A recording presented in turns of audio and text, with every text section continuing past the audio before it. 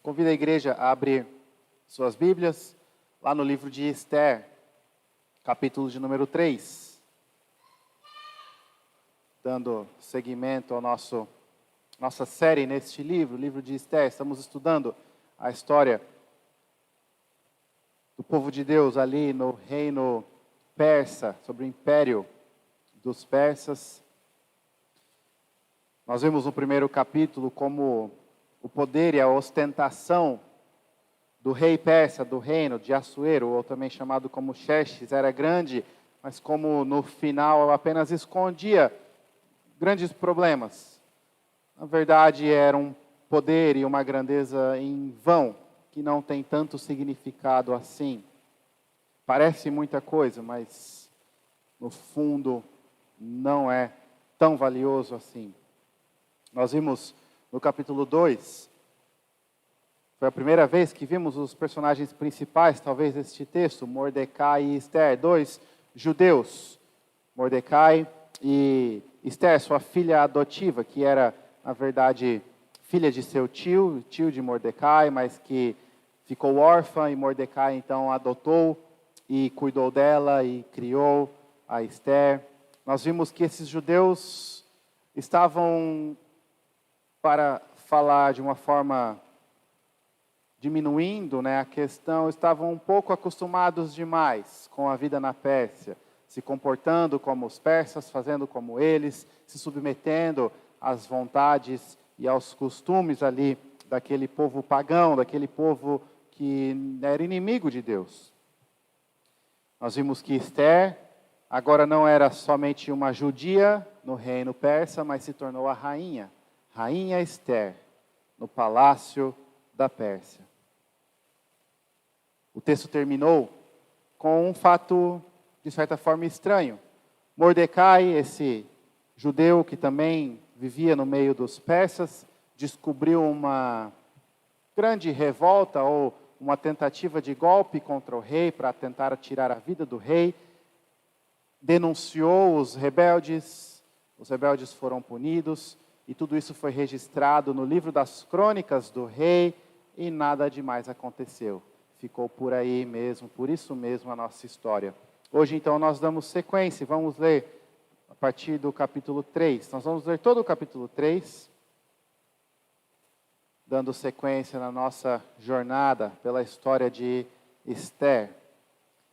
Esther, capítulo 3, a palavra de Deus diz assim: Depois dessas coisas, o rei Assuero engrandeceu a Amã, filho de Amedata, Agagita, e o exaltou, e lhe pôs o trono acima de todos os príncipes que estavam com ele. Todos os servos do rei, que estavam à porta do rei, se inclinavam e se prostravam perante Amã, porque assim tinha ordenado o rei a respeito dele. Mordecai, porém, não se inclinava, nem se prostrava. Então os servos do rei, que estavam à porta do rei, disseram a Mordecai: Por que transgrides as ordens do rei? Sucedeu, pois, que dizendo-lhes eles isto, dia após dia, e não lhes dando ele ouvidos, o fizeram saber a Amã, para ver se as palavras de Mordecai se manteriam de pé, porque ele lhes tinha declarado que era judeu. Vendo, pois, Amã que Mordecai não se inclinava, nem se prostrava diante dele, encheu-se de furor. Porém, teve como pouco nos seus propósitos o atentar apenas contra Mordecai, porque lhe haviam declarado de que povo era Mordecai. Por isso, procurou Amã destruir todos os judeus, povo de Mordecai, que havia em todo o reino de Assuero. No primeiro mês, que é o mês de Nissan, no ano 12º do rei Assuero, se lançou o pur, isto é, sorte, perante Amã, dia a dia, mês a mês, até ao 12º, que é o mês de Adar. Então disse Amã ao rei Assuero: Existe espalhado, disperso entre os povos, em todas as províncias do teu reino, um povo cujas leis são diferentes das leis de todos os povos, e que não cumpre as do rei, pelo que não convém ao rei tolerá-lo. Se bem parecer ao rei, decrete-se que sejam mortos, e nas próprias mãos dos que executarem a obra, eu pesarei 10.000 talentos de prata, para que entrem nos tesouros do rei. Então o rei tirou da mão o seu anel, deu a Amã, filho de Amedata, Agagita, adversário dos judeus, e lhe disse: essa prata seja tua, como também esse povo, para fazeres dele o que melhor for de teu agrado. Chamaram, pois, os secretários do rei no dia 13 do primeiro mês. E segundo ordenou Amã, tudo se escreveu aos sátrapas do rei, aos governadores de todas as províncias e aos príncipes de cada povo. A cada província no seu próprio modo de escrever e a cada povo na sua própria língua. Em nome do rei Assuero se escreveu e com o anel do rei se selou. Enviaram-se as cartas por intermédio dos correios a todas as províncias do rei, para que se destruíssem, matassem e aniquilassem de vez a todos os judeus, moços e velhos, crianças e mulheres, em um só dia, no dia 13 do 12º mês, que é o mês de Adar, e que lhes saqueassem os bens. Tais cartas encerravam o traslado do decreto para que se proclamasse a lei em cada província. Esse traslado foi enviado a todos os povos para que se preparassem para aquele dia. Os correios, pois, impelidos pela ordem do rei, partiram incontinenti, e a lei se proclamou na cidadela de Susã. O rei e Amã se assentaram a beber, mas a cidade de Susã estava perplexa. Até aí, a leitura da palavra do nosso Deus. Vamos orar mais uma vez?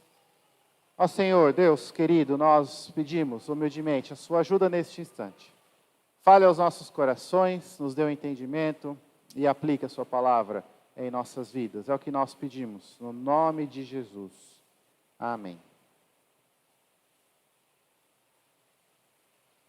Queridos, imagino que seja consenso, porque é algo que todo mundo gosta, mas vocês já assistiram aqueles filmes antigos do lutador de boxe chamado Rocky Balboa? Os mais novos talvez não conhecem, mas não sabem o que estão perdendo. São clássicos, são muito bons, né? Nesses filmes, enredo e história complexa não é o forte, né? O forte, alguns vão dizer que eu estou exagerando, é a bela atuação do grande ator Sylvester Stallone, né? Não, na verdade não, mas é legal. Eu não sei porquê, mas é um filme legal. São filmes legais de se assistir. Mas algo que acontece naqueles filmes é que o personagem principal, Rocky Balboa, o lutador, ele tem a sua luta principal do filme, que preparou-se para isso tudo, e ele sempre começa a luta da mesma forma. Ele apanha, e apanha mais um pouco. Às vezes você até se pergunta, mas não é ele o principal, não é ele o protagonista, como pode apanhar tanto? E ele continua apanhando. Porém, no meio dos muitos golpes que ele leva, em algum momento, ali no ápice do filme, algo muda. Ele se lembra de um episódio da infância, ele se lembra de sua família. Alguma coisa acontece e, de repente, parece que ele se transforma e ganha força e agilidade e começa a desferir golpes e sai vitorioso daquela luta. 85%, 90% ele perdendo e apanhando, mas algo muda e ele vence no final. A história de Mordecai acontece algo um pouco parecido com isso. Não que ele se tornou vencedor, não que há uma luta, e nós sabemos que na vida real as coisas não mudam magicamente, não é você apenas se lembrar de uma memória da infância que você de repente é mais forte que o adversário que estava vencendo você, não é bem assim que funciona, mas a forma com que o texto conta a história de Mordecai, nós percebemos também que algo mudou. Algo mudou. Mordecai que até aqui foi um bom persa, fez tudo o que o reino persa pediu, se comportou adequadamente, corretamente segundo as vontades do rei daquele povo, agora ele se recusa a fazer o que o reino diz. Ele se levanta, ele diz, não mais, chega, não vou mais fazer o que o reino diz. Diferente do filme, nós já lemos o texto e vimos que o resultado não é uma vitória heróica e repentina. O resultado é mais dificuldade, e todo o povo agora é condenado. Por que isso acontece? Porque esse texto nos mostra que a vida no reino de injustiça é injusta. E a resistência dos justos é perigosa. A vida no reino de injustiça é injusta. E a resistência dos justos é perigosa. Veja como a história acontece. Nós vamos olhar todo o texto primeiro, percebendo como o texto nos ensina a injustiça da vida no reino de injustiça. Como a vida nesse reino, o reino de injustiça é injusta. Lembre-se, nós estamos falando do reino persa, do Império Persa, um império poderoso, 127 províncias. O rei Assuero é o rei Xerxes, que tentou conquistar o mundo, tentou conquistar a Grécia e falhou nessa conquista, mas era ainda assim um rei poderoso, talvez a maior potência mundial naquela época, ou uma das grandes potências da época. E esse rei era rei sobre um território muito grande, 127 províncias era o território de Assuero. E o povo de Deus, o povo judeu, uma parte desse povo estava neste reino. O povo foi levado ao exílio, quando ainda quem dominava era Nabucodonosor e o reino da Babilônia, mas a Babilônia caiu, agora os persas que dominavam, os persas que tinham o poder. E o povo judeu permaneceu ali naquela região, agora sob um governo diferente do que os levaram cativos. Parte do povo já havia sido devolvida, já havia retornado para a terra prometida. Nós vemos essa história no livro de Esdras, que conta a jornada de parte dos judeus para a terra prometida. Porém, não foram todos, alguns ficaram. E os personagens que nós lemos, Mordecai e Esther, são fruto desse remanescente, do povo que permaneceu ali no Império Persa. Nós vimos que o texto anterior, capítulo 2, acaba de uma forma repentina. Mordecai ajuda o rei e não é retribuído. Nós antecipamos isso semana passada. Esse é um fato estranho, porque os persas eram famosos por ser um povo grato. A coroa persa, a realeza persa, era conhecida por sempre retribuir, por sempre pagar, por sempre ser grato por aqueles que os ajudam, que fazem algo bom para eles. Então Mordecai protegeu o rei de um golpe, de um ataque, esperava-se, todos esperavam, talvez até Mordecai esperava que fosse retribuído, que ganhasse bens, riqueza, honra. Mas no capítulo 3, nós vemos escrito, depois dessas coisas, o rei Assuero engrandeceu a Amã, filho de Amedata, Agagita, e o exaltou e lhe pôs o trono acima de todos os príncipes que estavam com ele. Essa notícia deve vir como um choque para todos nós que lemos a história. De novo, quem deveria ser exaltado e recompensado era Mordecai. Mas o rei exaltou Amã. Não sabíamos quem ele era até esse momento. A primeira vez que conhecemos esse personagem. Sabemos de quem ele era filho e de que povo ele era, a Agagita. Amã, então, agora se tornou o segundo em comando, vamos dizer assim. Dos conselheiros do rei, daqueles que serviam ao rei diretamente, ele era o principal. A ponto de que o rei fez um decreto: todo mundo deve honrar e se prostrar diante de Amã. Não apenas eu exalto Amã com autoridade e poder, mas todos devem reconhecer essa autoridade e esse poder, se prostrando diante de Amã. Queridos, a vida num reino de injustiça, ela é injusta, porque pessoas que não merecem, injustos, sobem ao poder. Amã foi reconhecido, honrado e exaltado. Mordecai, que talvez até merecia, não é. No reino de injustiça, pessoas são injustamente elevadas ao poder. Todos deveriam se prostrar diante de Amã. Mordecai não. Ele não se prostra. Ele se recusa. Nós já vamos olhar para a atitude de Mordecai daqui a pouquinho, mas por enquanto apenas tenha isso em mente. Ele recusou. Todos faziam, ele não fez. O povo, os outros que serviam na casa do rei, os outros oficiais talvez, foram até Mordecai e falaram: ó, Mordecai, o que está acontecendo? O que está acontecendo? Você sempre fez tudo o que o rei pediu. Você sempre serviu de forma exemplar. Você, como um judeu, é melhor persa do que muitos persas que eu conheço.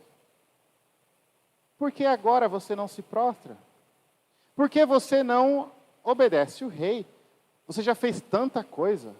Você já se comprometeu. Você já abriu mão dos seus valores e dos costumes do seu povo tantas vezes. Agora, custa se prostrar diante de Amã. Você conhece o rei, ele é meio assim mesmo, ele eleva um, eleva outro, hoje é o Amã, amanhã vai ser outro. É melhor só se prostrar e tudo vai ficar bem. Mordecai não faz isso. Amã percebe, contam para ele que Mordecai se recusa. Ele vê que Mordecai se recusa, mas como nós estamos falando do reino de injustiça, ele quer vingança.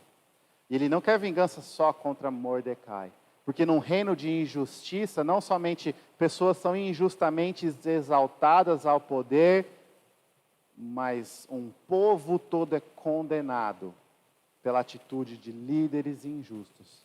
Amã olha para Mordecai e fala: agora ele me paga. E eu não vou acabar somente com ele, não. Eu vou destruir, aniquilar, matar todo mundo que é do povo dele.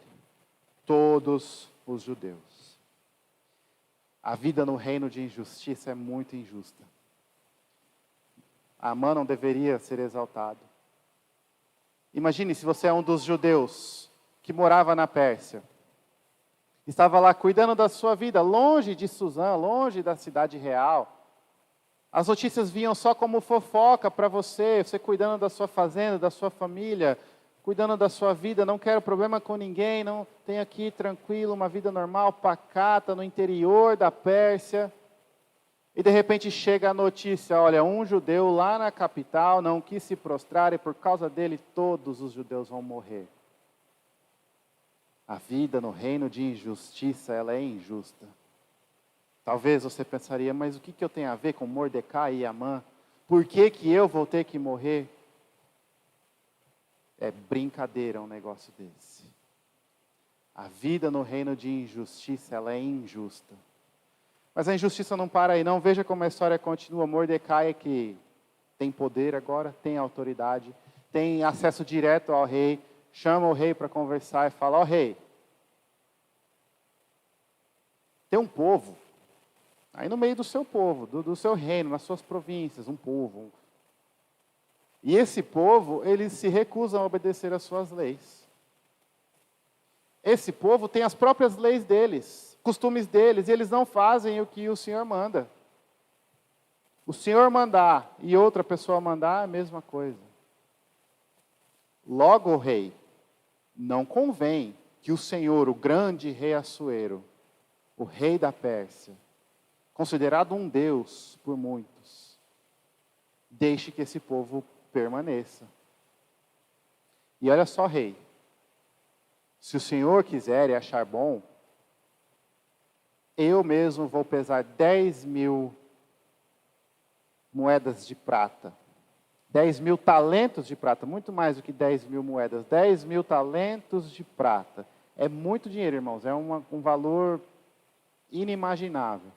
Eu mesmo vou pesar esse valor e vou colocar no cofre do rei. Então, não apenas o Senhor vai destruir um povo insubmisso, mas ainda vai ganhar muito dinheiro com isso. Assuero pega seu anel, dá para Amã. O que isso significa? Significa que ele aprova tudo o que Amã quer fazer. Ele está falando assim, olha Amã, a minha autoridade agora é sua, faça o que você quiser. E aqui está o anel, faz o decreto, escreve, sela com o meu anel, o meu selo, o meu símbolo, vai ter autoridade real. É como se eu tivesse falado, pode ir Amã, faz o que você quiser. Faz o que você quiser. A vida no reino de injustiça, ela é muito injusta. Quem não merece é exaltado. O povo que não fez nada é condenado. E o rei que deveria cuidar do povo é omisso, negligente, ambicioso e facilmente manipulado. O povo vai morrer. O texto continua. Nós vemos que Amã está decidido em cumprir com o seu plano de destruição, de genocídio. Ele faz uso de toda a infraestrutura real, o correio, os sátrapas, os escribas, e ele faz o decreto para todos os idiomas, na linguagem de cada povo. E o texto até diz, não fala apenas do idioma, mas fala até da forma de se escrever, ou seja, escreve não só no idioma do povo, mas na forma com que o povo costuma falar. Não é palavra difícil, não é nada quadrado, é um idioma bem traduzido, para que todos entendam. E o decreto então é levado para todas as províncias. Quando que isso vai acontecer? Amã, religioso que era, consultou seus deuses, lançou sorte. E a sorte caiu no último mês do ano, no 13º dia. Então, se foi a sorte, se foi a palavra dos deuses, é neste dia. Então, o decreto foi enviado. Olha, nesse ano, estamos falando aqui no primeiro mês do ano, no último mês, 12º mês, o mês de Adar, tá, o nome do mês, no 13º dia, é para todas as pessoas matar, destruir e aniquilar todos os judeus. Todos os judeus, grande e pequeno, velho, novo, criança, mulher, homem, todos os judeus. E depois de os matarem, pegue os bens dele. Podem saquear, podem pegar o que pertencia a eles. E assim o texto termina, o capítulo 3. Queridos, você percebe como a vida no reino de injustiça ela é muito injusta? Amã foi exaltado ao poder. Mordecai desobedece, todo o povo sofre. O rei não faz nada para impedir. O rei nem sabe quem é judeu, nem sabe que povo é esse. O rei não está nem aí. O rei quer apenas dinheiro, orgulho e suas honras. E Mordecai faz um decreto com um dia marcado. Todos vão morrer. Durante toda a nossa série, nós estamos sempre comparando a vida na Pérsia com a nossa vida neste mundo.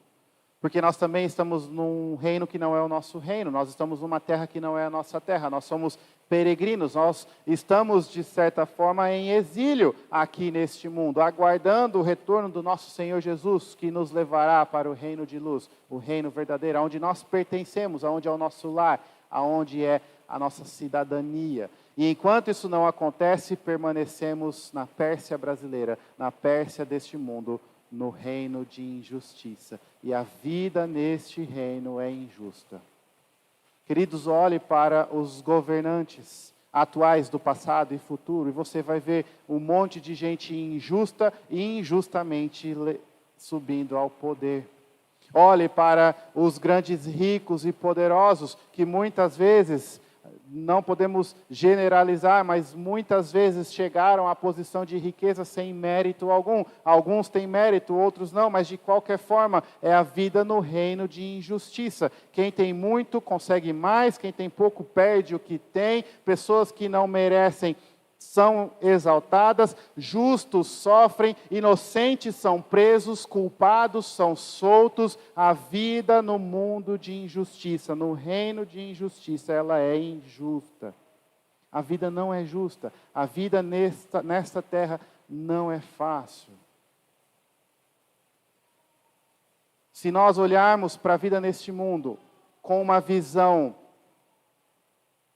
lógica ou matemática, como assim? Achando que é preto no preto, branco no branco, achando que mérito explica tudo o que acontece, nós vamos mal interpretar muita coisa nessa vida. O mérito não é a solução para tudo. Tem muita gente que merece muita coisa e não tem nada, tem muita gente que não merece nada e tem muita coisa. E eu não digo coisa apenas material. Tem gente que tem muita saúde e nunca cuidou da sua saúde. Tem gente que cuida da saúde, que vive uma vida saudável e tem as piores doenças. Tem gente que tem muita riqueza, tem gente que tem pouca riqueza. Tem gente que é honesto e trabalha e é o primeiro a ser mandado embora, enquanto alguém, por ser parente, por ser qualquer coisa, por enganar, por manipular, por ser alguém que bajula os outros, permanece com o emprego. Existem ditados populares que exemplificam isso. Vaso ruim não quebra. Vaso ruim não quebra. Como assim? Aqueles que talvez até deveriam morrer, não morrem. E pessoas boas vivem uma vida curta. Há algum tempo atrás, nós vimos o livro de Eclesiastes na escola dominical, e Salomão fala bastante sobre isso. O justo sofre, o injusto tem sucesso. A vida neste mundo, ela não é tão simples como se você fez isso, você ganha aquilo e pronto. Mérito não explica tudo. Queridos, nós vivemos num mundo de injustiça, e a vida aqui neste mundo, neste reino, é injusta. Ela é injusta. E essa injustiça atinge a todos, grandes e pequenos, importantes ou não importantes. Pastor, por que o senhor escolheu falar isso para mim hoje? Eu já estava triste, agora eu estou completamente desanimado. De certa forma é porque nós precisamos ouvir isso. Nós temos a tendência de imaginar que a vida é um mar de rosas e tudo vai ficar bem. Nós somos naturalmente otimistas. Brasileiro, então, tem um otimismo muito grande. A gente ainda acredita na seleção de futebol, para você ter uma ideia de como somos otimistas. Queridos, nós precisamos encarar a realidade. Nós vivemos num mundo que não é um mundo justo. Não é o país celestial. Não é o lugar com princípios e valores bíblicos. É o reino da injustiça. E no reino da injustiça, a vida é injusta. Você precisa saber disso. Eu preciso saber disso. Porque dessa forma, sabendo disso, primeiro, nós nos preparamos melhor. Nós estamos mais preparados, porque nós já sabemos, não vai ser fácil, a vida não é fácil, nada é fácil, a vida é injusta. Não basta fazer o mínimo e achar que já vai ser o suficiente, porque o mínimo não resolve. Nós temos que ser fortes, nós temos que dar o nosso melhor, sabendo da injustiça. Mas não apenas para nos preparar para evitar frustrações. Por que a ansiedade é o mal do século? Por que as taxas de suicídio aumentam? Por que a depressão domina e escraviza muitas pessoas? No fundo, nem sempre, nem todas, existem distúrbios, existem questões psicológicas, mas muitas vezes se percebe que a pessoa não estava preparada para as injustiças da vida. Quem ama, morreu, a pessoa não consegue enfrentar isso. Quem estava saudável pegou uma doença, a pessoa não enfrenta isso. O emprego que era muito bom acabou, a casa que era linda foi destruída. Injustiças acontecem, e mais injustiças e mais injustiças. Saber disso deve nos fazer pensar, bom, o que é que nós estávamos esperando? O mundo é um mundo caído. O mundo é um mundo onde o pecado domina. E o efeito do pecado está a todo o redor de nós. Usando a linguagem de Salomão, a sujeira, a poeira do pecado está por toda a volta. Quando somos pegos de surpresa, a culpa é toda nossa, porque a Bíblia nos avisa. Esse mundo é um mundo de injustiça e coisas injustas acontecem. O que eu estou querendo dizer, queridos, é não apenas se prepare, mas não se frustre com as injustiças dessa vida. Saiba que esse mundo é um mundo injusto. Se prepare para isso. Esteja preparado para o que pode acontecer com você. Nossa, pastor, meu, o senhor realmente é pessimista. Mas eu não vou parar aqui, não. Prepare seus filhos para essa vida. Não deixe que a juventude atual caia na conversa furada de que um diploma vai garantir um bom emprego. Nem sempre. De que as coisas vão dar tudo certo. Textos e mensagens motivadoras que dizem: você vai brilhar, você vai dominar o mundo, você vai ser isso e aquilo, e o mundo todo estará a seus pés. O mundo é injusto, injustiça acontece. Ensine a juventude a enfrentar a realidade e a saber: essa terra está dominada pelo pecado, e coisas ruins acontecem.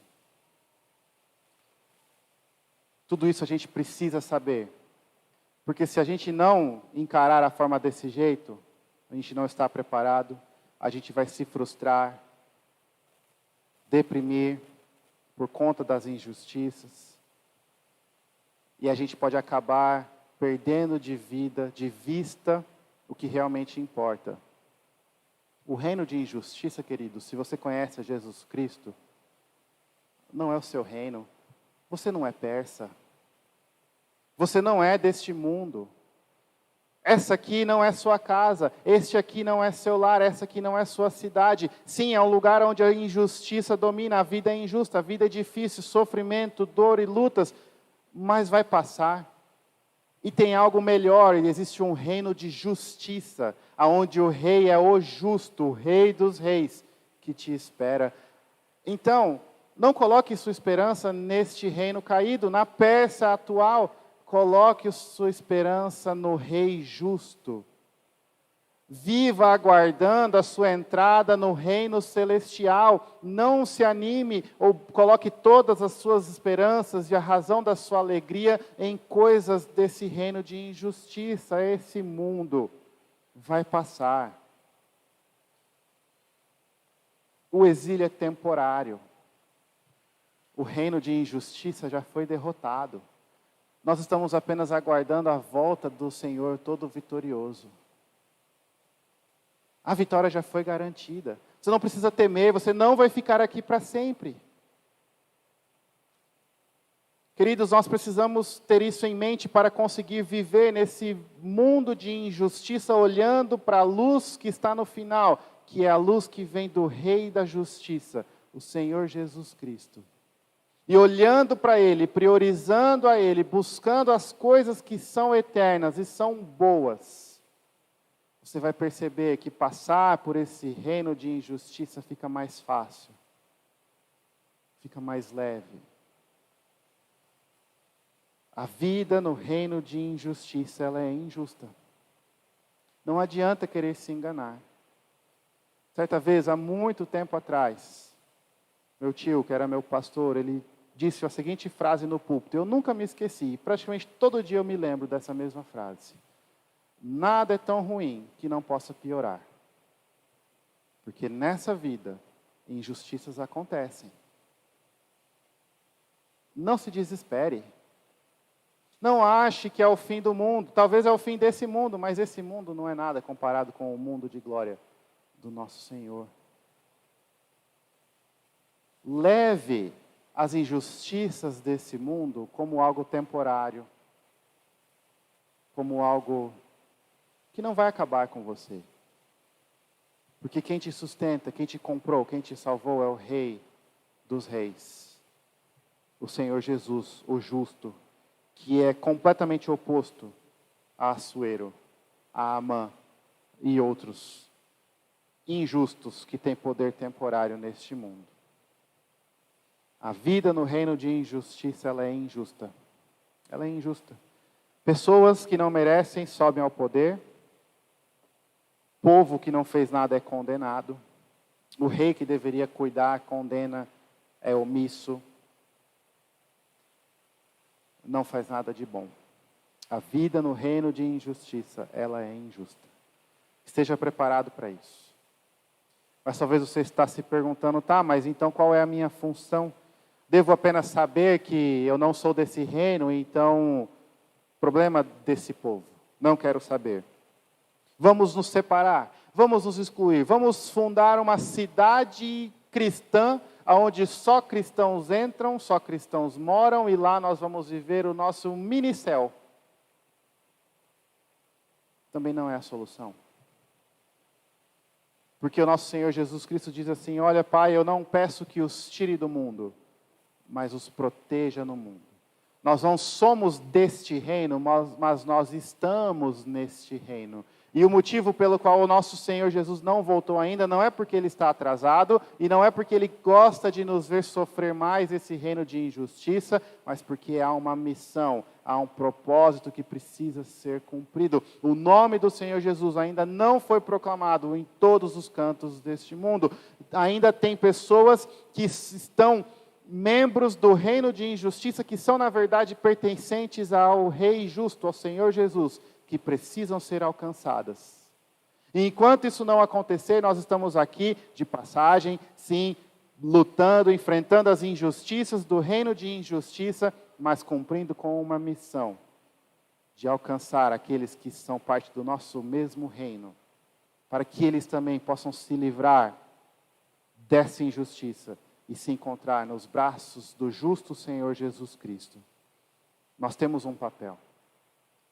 E Mordecai começa a nos mostrar um pouquinho do que é que nós precisamos fazer. Até aqui ele tinha sido omisso.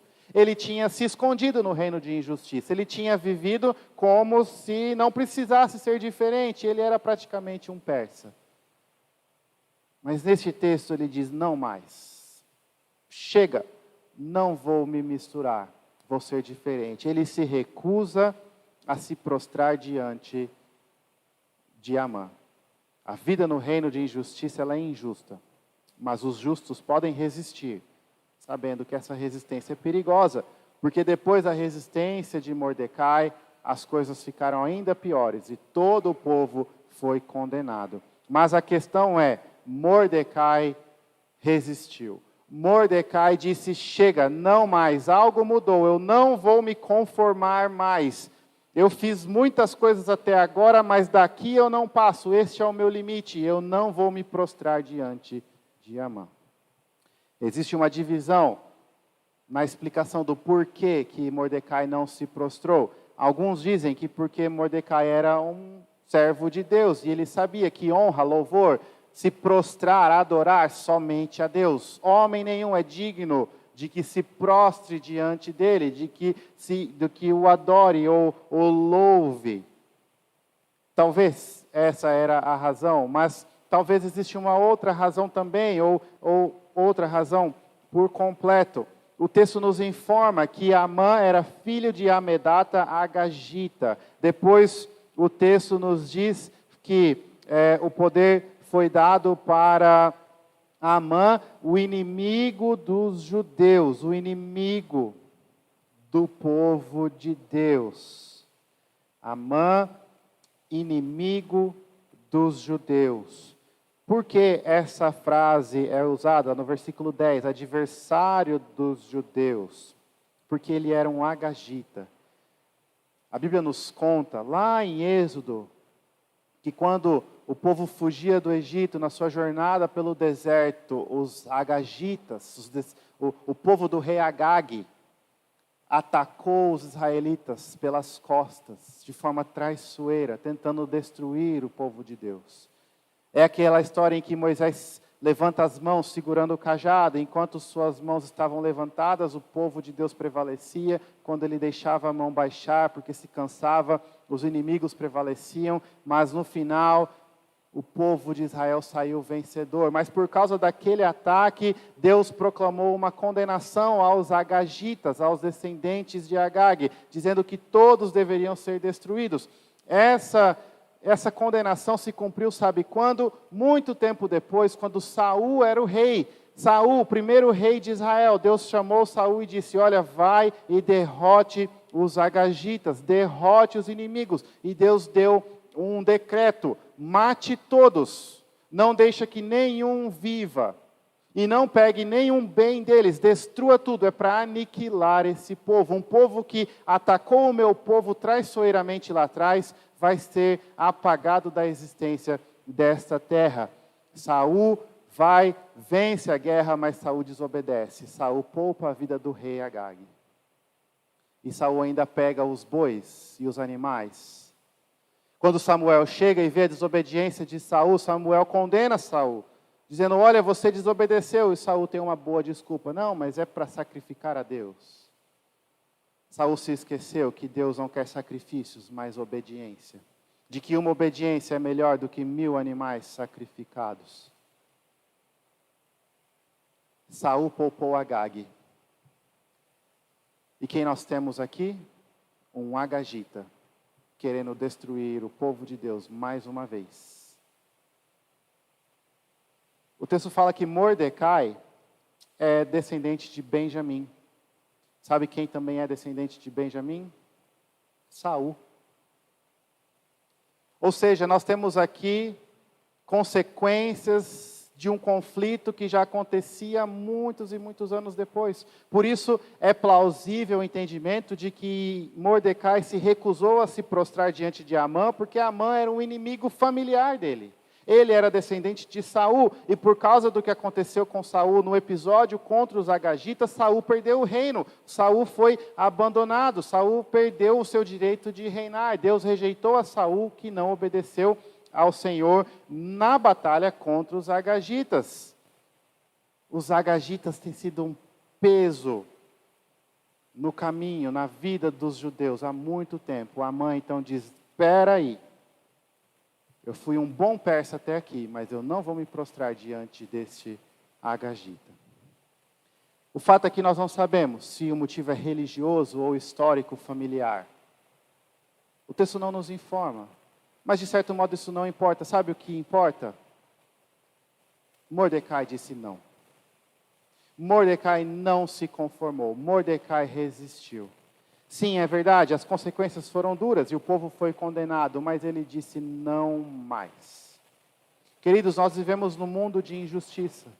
Nós vivemos no reino de injustiça. E nós vimos semana passada como é fácil nos comportarmos como os persas. Fazer o que o mundo faz, comprometer os nossos princípios, abandonar o mandamento de Deus, os ensinos bíblicos, para ter uma vida melhor neste mundo. A pergunta, então, olhando para o exemplo de Mordecai, que nós fazemos é: até quando você vai continuar se comportando como os persas? Até quando você vai agir como os injustos, vivendo no reino de injustiça? Até quando você vai se comprometer e abrir mão dos seus princípios? Qual será o momento em que algo vai mudar em você e você vai falar: não mais? Chega, eu já me comprometi demais. Eu já desonrei e ofendi ao meu Deus demais. Chega. O que é que vai precisar acontecer para que você diga isso? O que é que você está esperando, em outras palavras, para parar de agir como o mundo e começar a agir como Cristo agia? Parar de se comportar como as pessoas que não conhecem a palavra de Deus e começar a servir a Deus como um filho de Deus, obediente e fiel a Ele. O que é que precisa acontecer?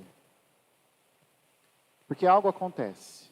Se você realmente é um filho de Deus, se você realmente é um cristão, mesmo que você esteja vivendo como o mundo, como Mordecai fazia, como Esther fazia, mesmo que você tenha deixado de lado os seus princípios, se você realmente é um filho de Deus, Ele vai te buscar, Ele vai te alcançar e Ele vai transformar algo dentro de você, para que você diga: não mais, eu sou diferente, eu vou viver diferente, pela graça de Deus.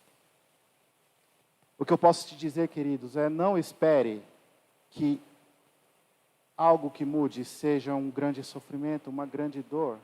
Não espere a mão de Deus pesar sobre sua vida de tal forma que não tenha volta. Como assim? Você perca um ente querido, você perca muitas coisas, você perca a capacidade física e a saúde que você tem, os bens que você tem. Não espere Deus ter que tirar muitas coisas boas da sua vida para que você volte a Ele hoje. Olhe para Mordecai. Mordecai, que se comportava como um persa, disse: não mais, chega, eu não vou me prostrar diante de Amã. Pare de se prostrar diante deste mundo. Pare de se prostrar diante das atitudes deste mundo. Se você mentia, pare de mentir. Pare de se comportar como as pessoas. Se as palavras da sua boca eram sujas e baixas, pare de falar isso. Se o seu relacionamento era imoral, pare de se relacionar dessa forma. Quebre o seu laço com o pecado. Arrependa-se. Odeia o pecado, queridos. Por que eu digo isso? Porque lembra da injustiça, desse reino de injustiça, todos os sofrimentos e o pessimismo que nós falamos muito tempo nesta noite? Tudo isso é resultado do pecado. Por que você se recusa a abrir mão daquilo que traz dor e sofrimento para a sua vida? Abra mão disso. Mude a chave. Busque ao Senhor em arrependimento, pela graça de Deus, e mude a forma como você tem vivido. Se você está aqui e você ainda não se entregou por completo nas mãos do Senhor Jesus Cristo, mas você reconhece que Ele é o Salvador, você sabe que precisa dEle, mas ainda assim lá no fundo você fica: não, mas eu sou persa, eu sou deste reino, eu sei que eu preciso de algo melhor, eu preciso de Cristo, eu preciso dEle, mas eu não estou pronto. Pare de lutar. Diga: não mais. Não mais, eu não vou ser mais persa. Eu não vou mais agir como os injustos do reino de injustiça agem. Eu vou seguir a Cristo. Eu vou ser diferente. Se você fizer isso, eu tenho mais notícias, talvez ruins também. Porque a sua vida não vai melhorar, não. Talvez vai ficar mais difícil. Porque agora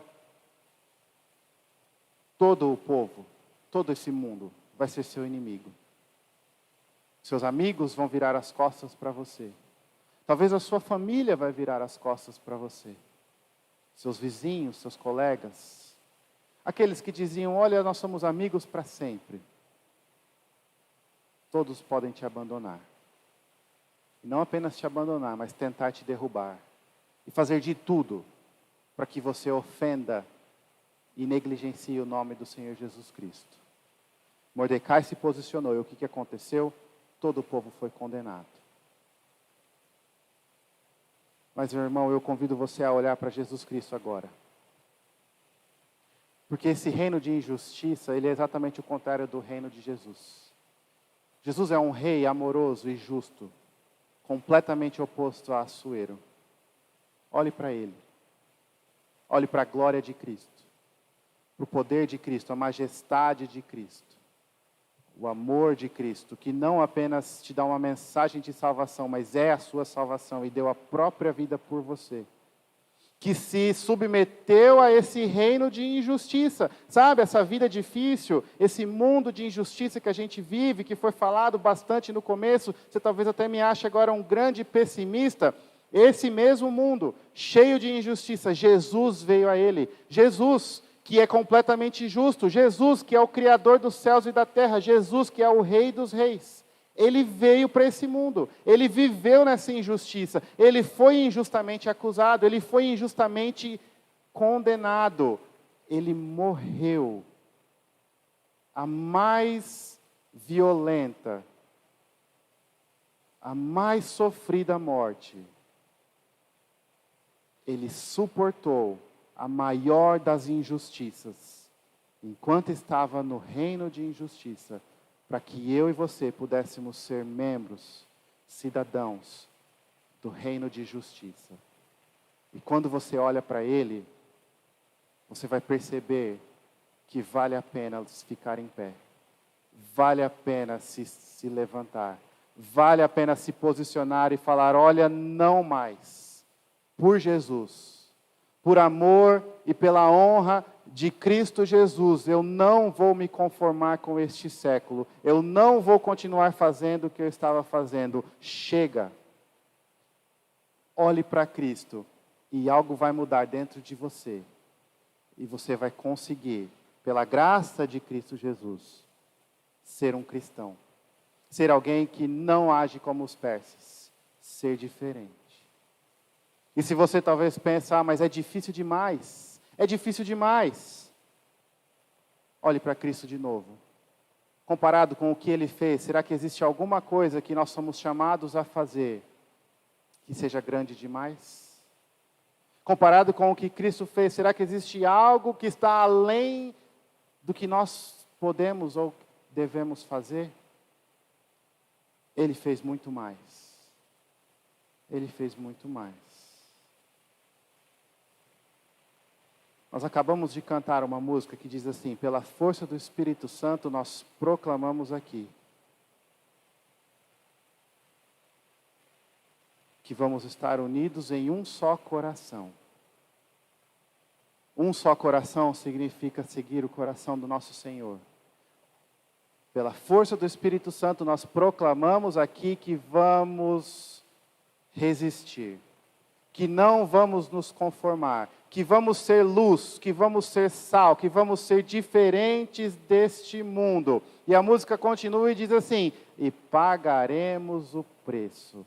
O preço pode ser alto, mas você está disposto a pagar? Mordecai se levantou. Mordecai, que não era um bom exemplo até agora, se opôs à opressão do rei. Não se prostrou. O que é que você está esperando? Se te falta alguma motivação, mais uma vez eu te convido, olhe para Jesus Cristo. E queridos, a boa notícia é que em Cristo nós temos toda a esperança e toda a força necessária para fazer isso. Sim, nós vivemos num mundo de injustiça, mas nós não estamos sozinhos. Cristo está conosco, assim como Mordecai e Esther não estavam sozinhos. Você se perguntou por que demorou 12 meses para que o decreto fosse cumprido? Amã achava que era sorte, seus deuses falando. Não existe sorte, não existe outros deuses. Existe um só Deus, que há muito tempo atrás fez uma promessa, que do povo de Abraão ele abençoaria todas as nações. Que esse povo judeu, mesmo se comportando como os persas, mesmo de coração duro, mesmo rebelde, mesmo cheio de falhas como era povo dele. E ele é Deus desse povo. Deus fez um pacto, uma aliança com esse povo, e Deus está agindo, e Deus está cuidando. Nesse capítulo onde nós vemos injustiça do começo ao fim, onde nós vemos o perigo e a condenação do povo judeu, nós vemos também a invisível mão de Deus. 12 meses é muito tempo. Amã, o seu erro foi achar ou se esquecer quem é o Deus dos judeus, que é o Senhor dos senhores, que, como nós lemos no Salmo 2, no começo deste culto, ri dos planos dos homens. Enquanto Amã se achava, celebrava, bebendo com o rei, se alegrando no decreto: a esse povo vai tudo perecer. Dia 13 do mês de Adar, eles me aguardem. Deus estava rindo de Amã, da tolice, da inocência, no sentido negativo de Amã. Deus é o Rei dos Reis. Se você se opor ao reino de injustiça, as coisas podem ficar difíceis neste mundo. Mas não ache que Deus te abandonou. Ele vai te cuidar. Ele vai te sustentar. E no final, no reino da justiça com Jesus Cristo, Ele vai enxugar suas lágrimas, te recompensar e te receber de braços abertos no reino de glória. A vida neste mundo, nessa vida, é uma vida injusta. A resistência dos dos justos é perigosa, mas nós temos um Deus que está conosco a todo momento. Feche seus olhos, nós vamos orar. Senhor, nós te pedimos que o Senhor fale aos nossos corações e nos faça corajosos para dizer não mais. Para nos levantarmos contra as práticas e a opressão deste mundo. Para, Senhor Deus, quebrarmos os laços com o nosso próprio pecado e mudarmos a forma como estamos vivendo. E começarmos a viver como servos do Senhor, como filhos do Senhor, para a honra e glória do nome do nosso Rei, querido Jesus Cristo. Nós oramos no nome dele. Amém.